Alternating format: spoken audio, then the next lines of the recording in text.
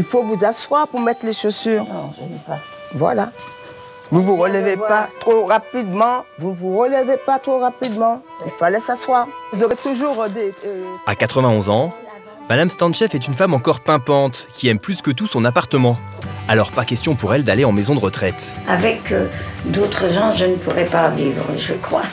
J'aime mon indépendance. Quand j'ai envie de lire, j'ai envie de lire. Si j'ai pas envie de manger juste à midi, je peux manger à 2 heures. Mais à son âge, Madame Stanchev doit quand même faire appel à une aide à domicile pour certaines tâches.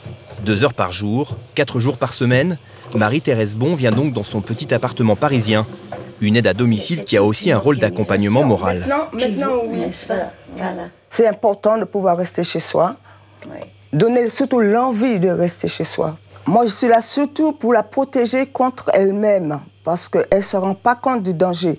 Elle pense qu'elle a la possibilité encore de courir, de faire plein de choses dangereuses pour elle. Et le métier d'aide à domicile est appelé à se développer. Le nombre de personnes âgées de plus de 85 ans va quasiment quadrupler, passant de 1,4 million aujourd'hui à 5,4 millions en 2060. La loi sur la perte d'autonomie qui va être débattue mardi prochain au Sénat a donc pour objectif de s'adapter au vieillissement de la population, avec 3 axes prioritaires. L'anticipation, à travers des campagnes de prévention. L'adaptation des logements en facilitant la mise en place de nouvelles technologies au domicile. Et enfin, l'accompagnement de la dépendance à travers de nouveaux droits comme la revalorisation de l'APA, l'allocation personnalisée à l'autonomie. Promesse du candidat Hollande, cette loi attendue depuis des années ne résoudra pas toutes les questions liées à la dépendance, mais c'est un début. Je pense que là, on est sur un défi très important. La société, je veux même dire l'humanité, n'a jamais connu un tel phénomène. Donc c'est quelque chose sur lequel on doit s'arrêter et on doit surtout pouvoir répondre en termes d'aménagement, en termes de préparation, en termes de prévention. Donc il est important de dégager des moyens supplémentaires et c'est ce que fait ce projet de loi puisqu'il est financé à hauteur de 650 millions. Pour l'opposition, c'est un budget insuffisant. L'APA, c'est de l'ordre de 6 milliards d'euros.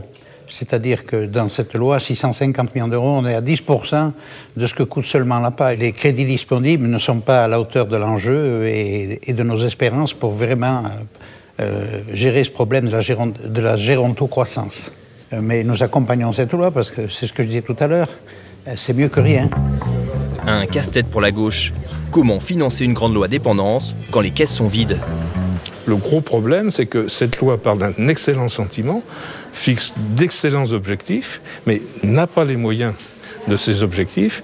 Et je pense qu'il aurait fallu se donner un certain nombre de leviers pour assurer le financement et tout au moins avoir une réflexion pour aborder les véritables réformes de fond qui seront nécessaires dans les 5 ou 10 ans à venir. Pour le gouvernement, la loi dépendance, ambitieuse ou pas, devrait être appliquée au 1er janvier 2016.